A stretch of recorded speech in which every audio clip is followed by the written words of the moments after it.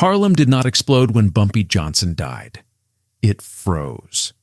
On the morning of July 7, 1968, the news moved faster than sirens ever could, slipping through barbershops, church basements, numbers houses, and street corners like a cold wind. Bumpy Johnson was dead, not shot, not stabbed, not dragged down by rivals or the law.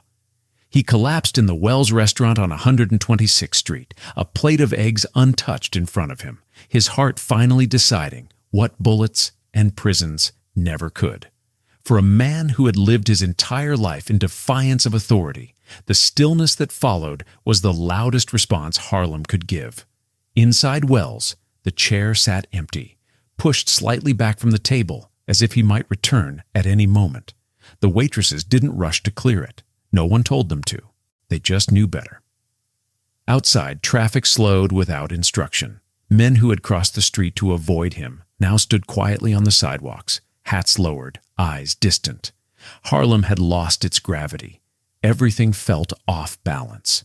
Bumpy Johnson had been many things: criminal, benefactor, strategist, menace. But to Harlem, he was something simpler and heavier. He was the line, the man who kept certain doors closed and others open, the man who negotiated with the Italian mafia so black families could eat, the man who could end a war with a sentence or start one with a look. And now he was gone. Police scanners crackled with confusion. Precinct captains who had spent decades trying to cage him suddenly realized they no longer knew who they were watching. Informants whispered that the streets were too quiet. That was the dangerous part. Harlem didn't riot because riots were for moments of chaos. This was something else. This was mourning mixed with calculation. At the Abyssinian Baptist Church, ministers paused mid-sermon as word reached the pews. At Lenox Avenue pool halls, men stopped playing, cues resting against the felt. Even the hustlers, the ones who had prayed for Bumpy's fall, felt exposed. When a legend dies, the protection dies with him. Bumpy Johnson had always said Harlem didn't belong to the loudest man, but to the one who understood consequences. Now Harlem faced its biggest consequence yet, a future without the man who had balanced fear, respect, and order in equal measure. And as the city braced itself, one question pressed against every wall and whispered through every room. What happens to Harlem when the man everyone feared enough to respect is finally gone? Long before Harlem stood still for his death, it had learned how to move to his rhythm. Ellsworth Raymond Johnson, known to the world as Bumpy, did not arrive in Harlem as a king. He arrived as a lesson. Born in South Carolina and shaped by violence early, he came north during the Great Migration, when black families packed their lives into suitcases and followed rumors of dignity into northern cities that only half kept their promises. Harlem in the 1920s and 30s was alive, loud, brilliant, and brutal. Jazz spilled from clubs while poverty pressed against tenement walls. Opportunity and exploitation walked the same blocks. Bumpy learned fast. By the time he aligned himself with Stephanie St. Clair, the notorious numbers queen, he had already built a reputation for intelligence that unsettled men twice his size.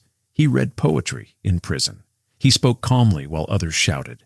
And when violence came, and it always did, he used it with surgical precision, never wild, never wasteful. By the 1940s and 50s, Harlem was contested territory. Italian crime families believed they owned the city. The police believed they owned the streets, and black residents were expected to accept whatever scraps fell between those two powers. Bumpy Johnson refused that arrangement. He negotiated with men who would not shake his hand and stared down captains who addressed him like a child. Slowly, grudgingly, both sides learned the same truth. Bumpy Johnson could not be ignored.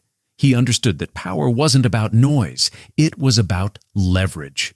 He taxed vice without terrorizing families. He kept drugs away from certain blocks and schools long before politicians pretended to care. When Harlem burned during riots elsewhere in the city, his territory often stayed intact, not because of fear alone, but because of order. The streets respected him because he protected them. The mafia tolerated him because he delivered stability. The police despised him because he embarrassed them. and the community watched him because he represented something rare, a black man who refused to bow, yet understood the cost of standing tall. By the 1960s, Bumpy was older, heavier, slower in his step, but sharper than ever. His enemies underestimated that. They saw the gray hair and thought time had softened him. What they missed was that time had refined him. Every deal, every betrayal, every prison sentence had taught him exactly where power lived. So when word spread that Bumpy Johnson was gone, just gone, Harlem didn't just lose a man. It lost a system. And systems, once removed, leave vacuums that never stay empty for long. Death does not end power struggles. It announces them.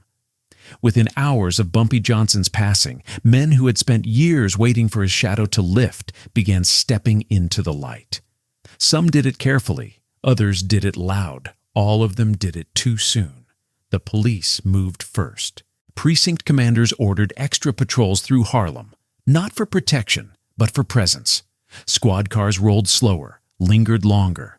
Officers stood on corners they had avoided for years, hands resting near their belts, eyes scanning faces that had once been off limits. To them, Bumpy's death meant something simple. The rules had expired.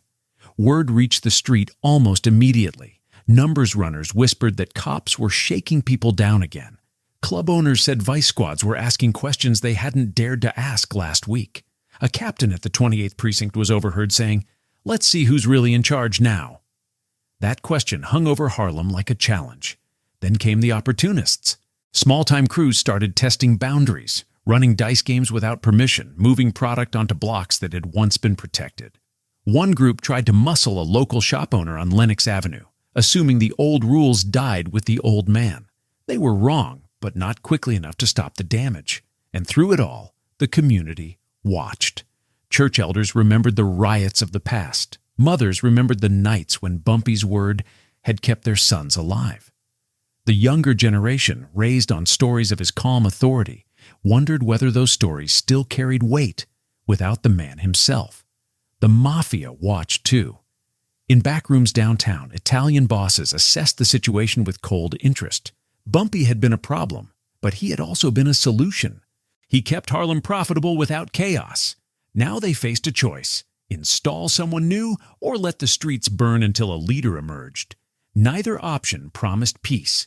What made the tension unbearable wasn't just uncertainty, it was disrespect. The sudden assumption that Harlem was undefended, that without Bumpy Johnson the community would fold. That assumption was the spark, because while the legend was gone, his influence was not. Men who had learned under him still walked the streets. Women who had benefited from his protection still spoke his name with authority. And they all understood one thing Bumpy had taught them clearly: power doesn't vanish when a man dies. It transfers, if someone is strong enough to claim it. The question wasn't whether Harlem would respond. It was how long it would take before someone reminded the city, loudly, that Bumpy Johnson's death did not mean Harlem was available. The confrontation did not come with gunfire. It came with disrespect. 3 days after Bumpy Johnson was buried, a police detail shut down a long-standing social club on 125th Street, one that had survived raids, crackdowns, and political shifts for over 20 years. The owner had papers, permits, protection. None of it mattered anymore.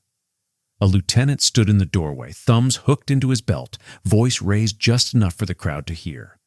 "Tell your boss," he said, smirking, "that his time is over." The words traveled fast. By nightfall, Harlem understood what was happening. This wasn't law enforcement. This was a message, a test to see whether fear still had a name attached to it. And that's when the men Bumpy had trained did something deliberate. They did not retaliate. They did not rush the streets. They gathered. At a funeral parlor off Lenox Avenue, the same place where Bumpy's body had been displayed just days earlier, a small group assembled quietly. No speeches, no shouting. Just men and women who had been part of the old order, sitting beneath dim lights, the smell of flowers still hanging heavy in the air. One of them finally spoke. He wouldn't let this stand. That was all that needed to be said. The next morning, something unusual happened. A meeting was requested, not demanded, between community representatives and the precinct commander. No threats, no bravado.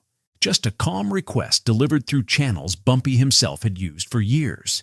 The commander, confident and curious, agreed. He arrived expecting weakness. Instead, he found resolve. They sat across from each other in a small conference room. Plain table, plain walls. No weapons visible, no raised voices. One side represented the badge. The other represented Harlem. And though Bumpy Johnson was not in the room, his presence was undeniable. One of the elders leaned forward, voice steady.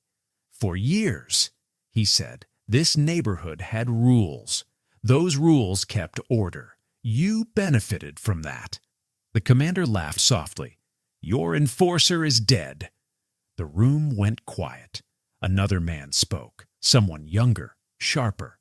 "He wasn't our enforcer," he said. "He was our agreement." That was the moment the commander realized this wasn't about revenge. It was about balance, about reminding authority that Harlem had never been leaderless, only disciplined. Outside, word spread that something important was happening. Store owners paused mid-transaction. Pedestrians slowed. Harlem leaned in, listening for the echo of a legend.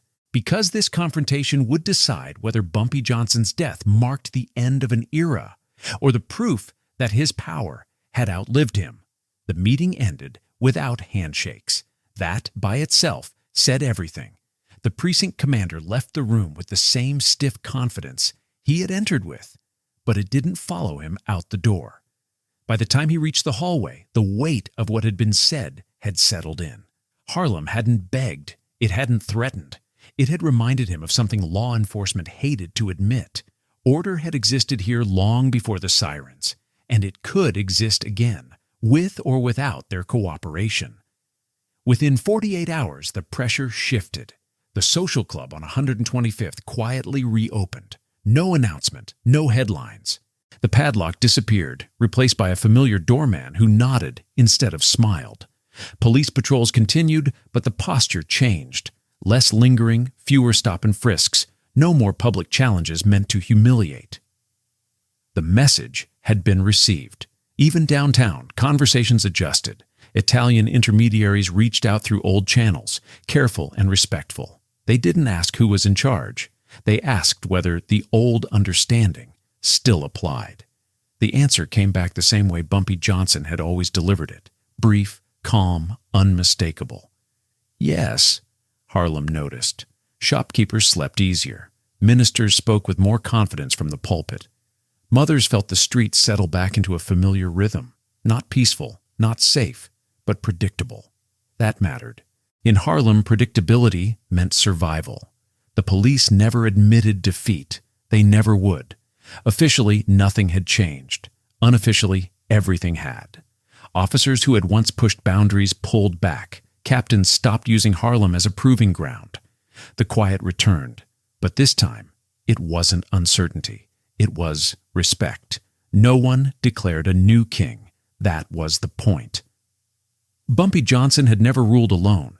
He had ruled through understanding, through lines that weren't crossed because everyone knew what followed.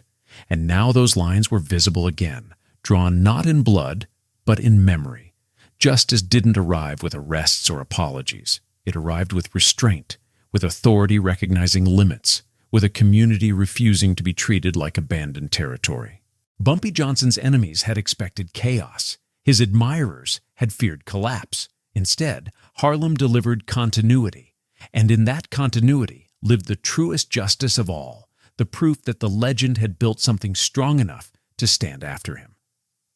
Because power that dies with a man was never power to begin with. History would record Bumpy Johnson's death as sudden. Harlem remembered it as revealing. In the months that followed, scholars, journalists, and lawmen tried to reduce him to a headline. Harlem racketeer dies at 62. But those words could not explain what the streets already understood. Bumpy Johnson had not simply run an operation. He had engineered a balance in a city designed to deny black men authority. He proved that power could be negotiated, not just seized, that intelligence could be as feared as violence, and that dignity, once established, could outlive the body that carried it. Young hustlers still spoke his name, but with caution rather than bravado. They learned that Bumpy's real strength had never been in fists or guns, but in discipline. He had shown them that recklessness attracted attention, and attention invited destruction. His lesson was restraint, and restraint became his inheritance. The older generation spoke of him differently. They talked about the nights when violence should have erupted, but didn't. About the funerals that remained peaceful because one man said so. About the way police aggression cooled whenever Bumpy's name entered the conversation. To them, he wasn't a criminal myth. He was a stabilizing force. Even law enforcement quietly acknowledged the truth. Crime didn't spike after his death. It fragmented. Without his central authority, the city saw smaller conflicts, not larger wars. That told them everything they needed to know. Harlem had been governed, not officially but effectively. By the early 1970s, the world around Harlem changed. New drugs arrived. New politics followed. The careful equilibrium Bumpy Johnson had maintained became harder to replicate. And that absence, felt years later, was the final proof of his impact. Legends aren't defined by how loudly they live. They're defined by how deeply they're missed. Bumpy Johnson's legacy wasn't written in marble or metals. It was written in the way Harlem remembered order, in the way authority hesitated before overstepping, in the way respect, once demanded, became expected. When his name was spoken, it wasn't followed by laughter or disbelief. It was followed by silence. The same silence that fell over Harlem the morning he died. Because silence, in that neighborhood, meant one thing. Everyone understood exactly who had mattered. When Bumpy Johnson died, Harlem did not lose control. It revealed who had been holding it all along. This was never just the story of a man who bent the rules or stood toe-to-toe with authority. It was the story of a community that learned how power actually works, quietly, patiently, with consequences understood long before they're enforced. Bumpy Johnson didn't demand worship. He demanded respect. And in a city that rarely offered black men either, that alone made him dangerous. His death taught Harlem something permanent. Strength isn't proven by chaos. It's proven by what remains standing when the strongest man is gone. The streets didn't erupt because they remembered his lessons. The police pulled back because they remembered his reach. And the city moved forward because it remembered the balance he built. This wasn't about crime. This wasn't about fear. This was about dignity in a place designed to strip it away. And sometimes history doesn't pause for monuments or speeches. Sometimes it pauses in silence, because when a legend truly matters, the world doesn't rush to fill the space he leaves behind. It stops.